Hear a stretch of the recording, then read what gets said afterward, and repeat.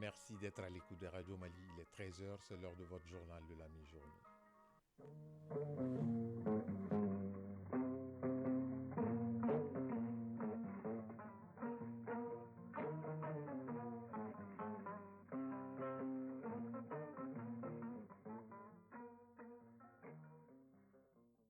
Le journal.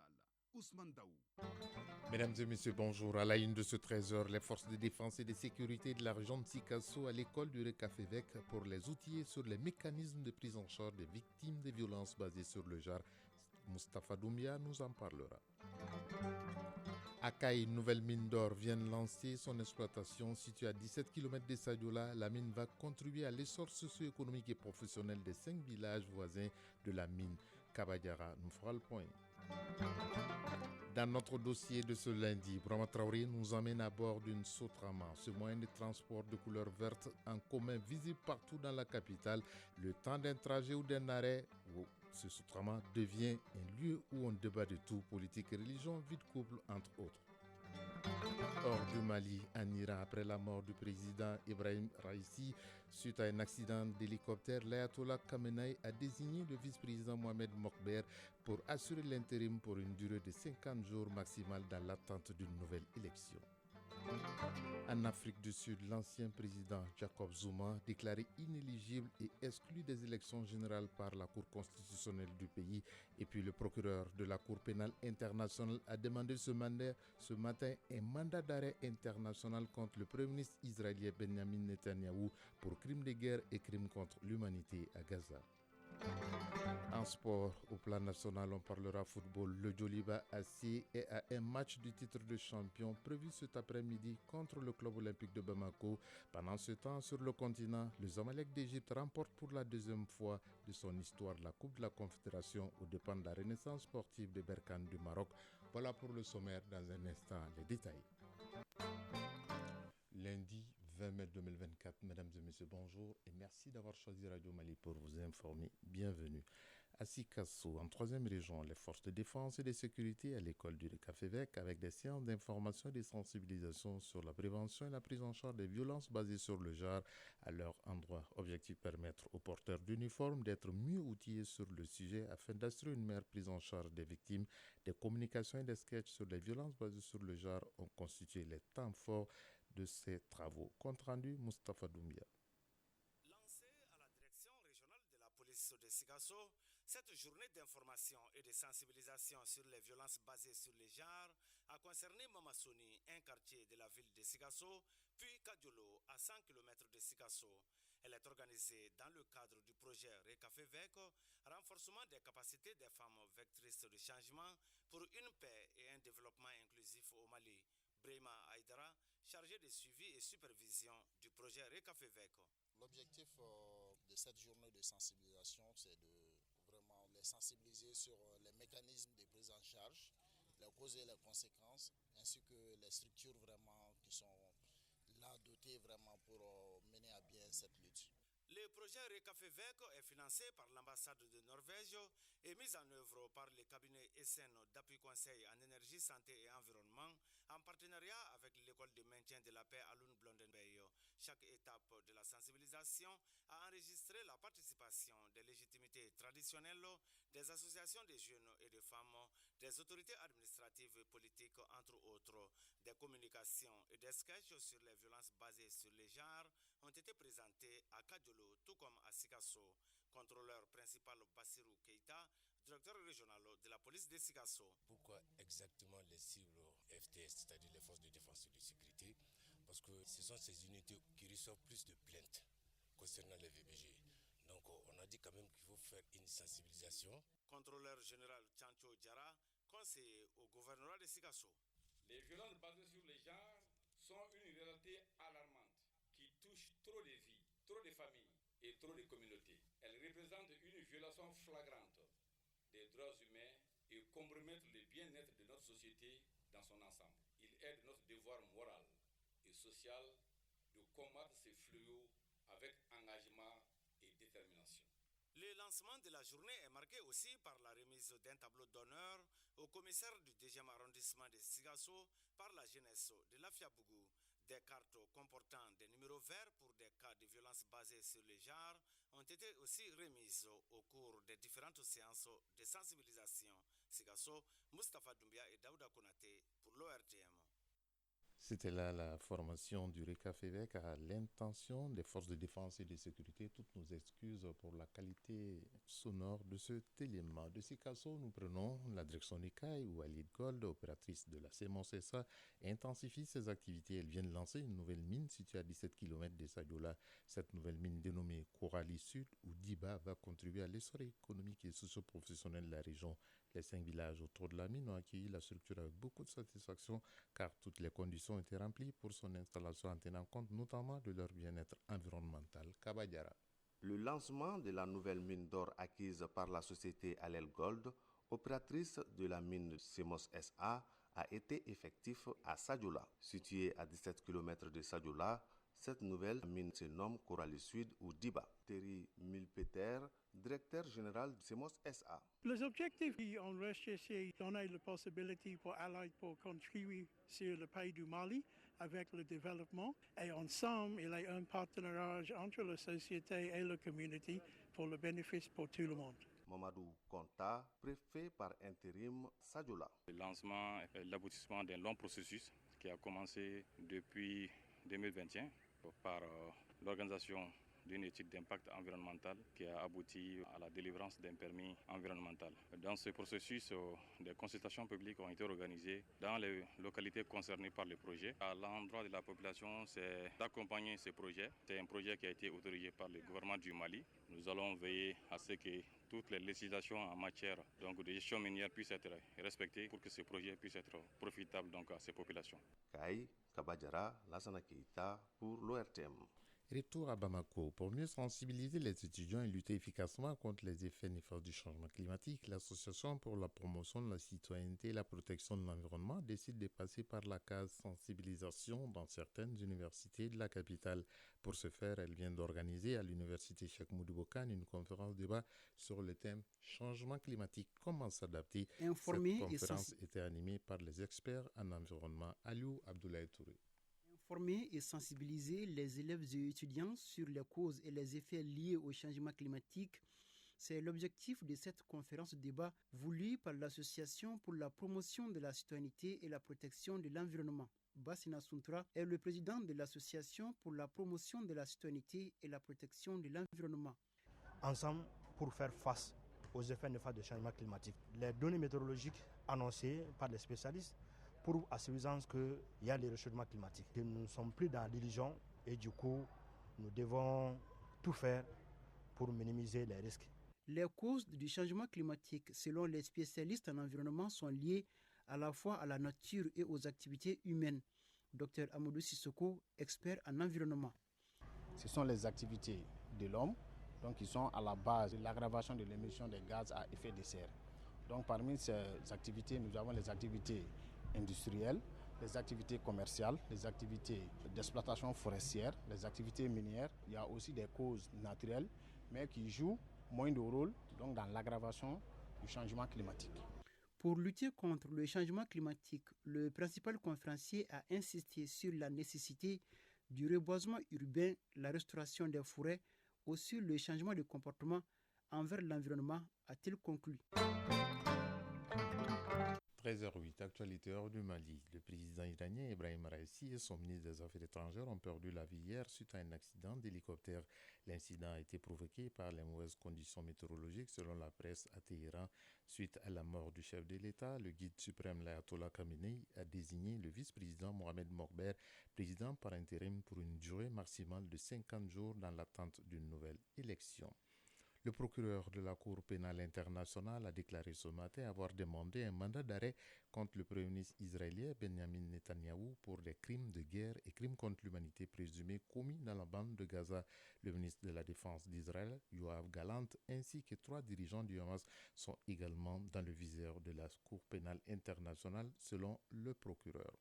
En Afrique du Sud, l'ancien président Jacob Zuma a été déclaré inéligible ce matin et exclu des élections prévues par la plus haute juridiction du pays.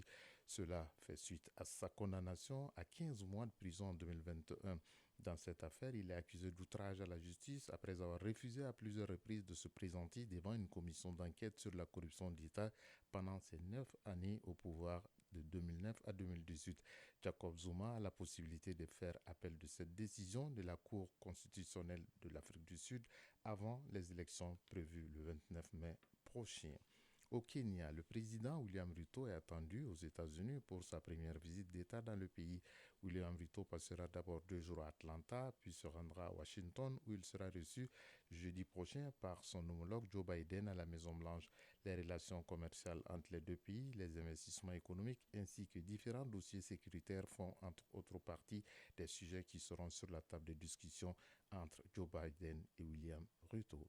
Au Tchad, l'investiture du nouveau président Mohamed Idriss Déby Itno est prévue le 23 mai prochain à N'Djamena, dans la capitale. Après 3 ans de transition suite à la mort de son père Idriss Déby Itno en 2021, il a été élu il y a quelques jours au premier tour de la présidentielle du 6 mai dernier avec 61% des voix. En République démocratique du Congo, le calme est de retour à Kinshasa, la capitale, après une tentative de coup d'État déjouée par l'armée du pays. Selon l'armée, des étrangers, des Congolais sont impliqués dans ce coup d'État. Des tirs ont été entendus à l'aube au bord du palais de la Nation, chez le vice-président et chez le ministre de l'économie, Vital Kamerhe. En Côte d'Ivoire, pour terminer, les obsèques de l'ancien président Rikona Bidji ont débuté hier soir à Abidjan, dans la capitale. Et c'est la présentation des condoléances à la résidence familiale qui constitue la première étape de ces 2 semaines d'hommage national. Plusieurs personnalités politiques, présidents d'institutions et membres du gouvernement sont venus exprimer leur compassion à la famille du défunt. Ces funérailles interviennent 10 mois après son décès survenu le 1er août 2023 à l'âge de 83 ans. À l'âge de 89 ans plutôt. Retour à l'actualité nationale. Elle est devenue un moyen de transport nécessaire pour bon nombre de Bamakois, comme je vous l'annonçais dans les titres. La Sotrama, dont il s'agit, est empruntée chaque jour par des centaines de personnes pour se rendre au boulot, à l'école, au marché ou à d'autres lieux qu'on ne peut pas faire à pied. Mais au-delà d'être un moyen de transport, la Sotrama sert une plateforme d'échange entre passagers autour des sujets relatifs à la vie au quotidien, des relations de voisinage à la gestion du foyer, en passant par le comportement des apprentis. Tout est débattu à l'intérieur du véhicule, souvent entre les gens qui ne se connaissent pas. Notre chroniqueur du lundi a embarqué dans une Sotrama pour un trajet d'une 20aine de kilomètres pour voir et entendre ce qui se passe dans une Sotrama. C'est le grand format du jour et il est signé Brahma Traoré. Les Verts de Bamako, comme on surnomme les Sotrama, sont incontournables pour les transports. Chaque jour, ce sont des centaines de personnes qui les empruntent. Et dans ces moyens de transport, tout se discute de la situation du pays, au mauvais comportement des apprentis et même des chauffeurs. Nous avons pris place dans une Sotrama à l'heure de pointe.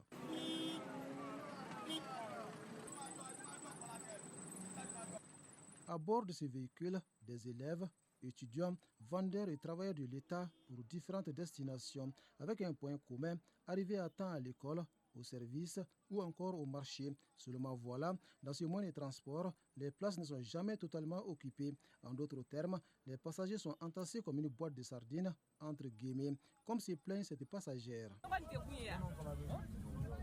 S'il faut payer ton transport et ne pas être à l'aise, c'est de notre faute. Dans cette Sotrama, il est difficile de faire un moindre geste. Les passagers sont coincés dans un véhicule, à peine si l'air rentre en cette période de forte chaleur. Cet autre passager n'imaginait pas être dans une telle condition de transport. Lui qui a toujours refusé d'embarquer dans une Sotrama remplie. De la mosquée, je viens directement au bord de la route. Et je regarde dans la Sotrama. S'il n'y a pas assez de monde, j'embarque. Mes problèmes, souvent ils nous transfèrent en plein trajet dans un autre véhicule. En dépit des conditions de transport souvent très difficiles, on n'hésite pas à engager de véritables discussions autour de la vie privée de certains voisins. Au menu de ces jours, les relations entre sa fille et son mari. Ce dernier aurait décidé de prendre une seconde épouse. Cette affaire qui devait rester entre les 4 murs se retrouve ainsi sur la place publique, disons dans une Sotrama.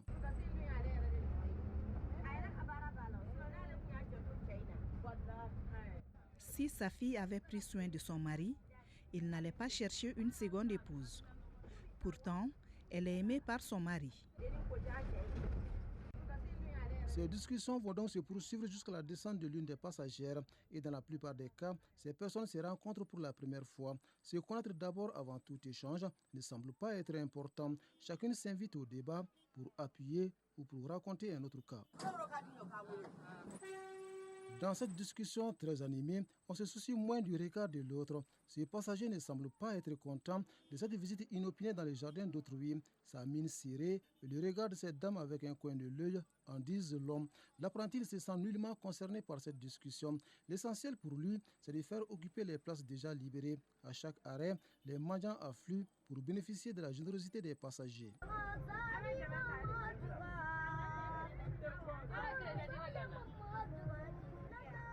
Des passagers qui tirent sur tout ce qui bouge, des apprentis aux chauffeurs, en passant par d'autres occupants, leur colère s'abat parfois sur tout le monde. Dans leur viseur ce jour précis, le comportement de certains apprentis qu'elles jugent irrespectueux. Nous, les passagers de Sotrama, nous pouvons mettre fin au mauvais comportement de certains apprentis. Nous devons nous unir pour leur infliger une bonne correction. C'est la seule condition pour qu'ils nous respectent. Bien qu'il ne soit pas cité nommément, notre apprenti continue son appel des passagers qui font le même chemin que nous. Le plus important pour lui, qu'elle s'acquitte du prix du transport sans discussion à leur arrivée.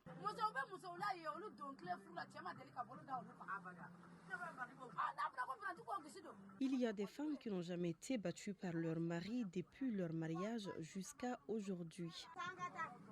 Il est inadmissible qu'elles soient frappées par des apprentis. Si on n'agit pas à temps, on va regretter un jour.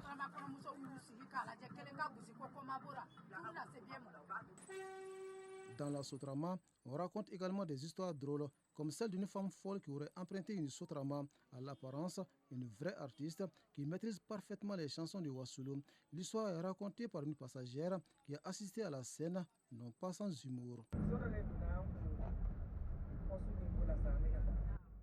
Une femme a emprunté un jour une Sotrama dans laquelle je me trouvais. Apparemment, elle ne jouit pas de toutes ses facultés mentales. La radio du chauffeur jouait des musiques de Wassoulou. Chaque fois qu'on jouait un morceau, elle le reprenait exactement comme si elle était l'artiste en question. Elle devait descendre au niveau de la tour de l'Afrique à 300 francs CFA. Mais elle a dit à l'apprenti qu'elle ne paye que 200 francs CFA. J'ai demandé à l'apprenti de ne pas discuter avec elle et d'accepter les 200 francs. Ce n'est qu'une goutte d'eau dans un fleuve de discussion portant sur notre vie au quotidien. Sur un trajet d'une vingtaine de kilomètres, nous avons vu, entendu et concluant par ce constat, la Sotrama est une vraie boîte à révélation.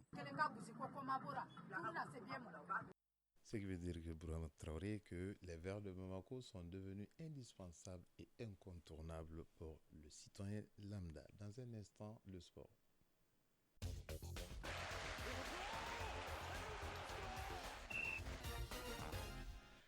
Au menu de la page sportive de ce 13h, football féminin, le tournoi de la zone A de l'Union des fédérations ouest-africaines UFOA des moins de 20 ans démarre ce lundi à Thiès au Sénégal. L'équipe nationale dames U20 du Mali participe à ce tournoi et au plan national, toujours en football. La 28e journée du championnat national de Ligue 1 domine l'actualité. Cet après-midi, le Djoliba peut être champion en cas de victoire face au club olympique de Bamako. À 3 journées de la fin, le développement de l'actualité sportive, c'est avec Daouda Koni.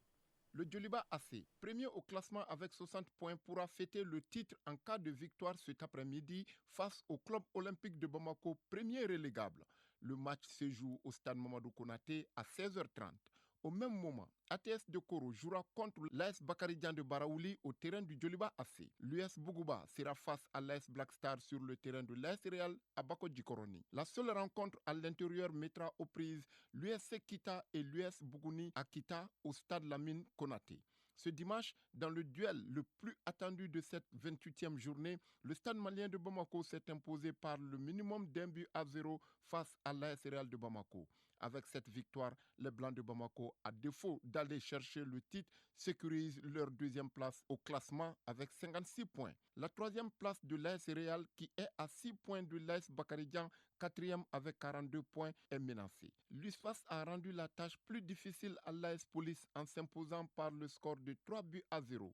L'AS Police, premier non relégable avec 29 points, soit un de plus que le premier relégable, le COB, ne peut espérer que sur une défaite du COB pour ne pas descendre dans la zone rouge. Sur le continent et chez les hommes, en Coupe de la CAF, le Zamalek refait le coup à Berkane et remporte la finale.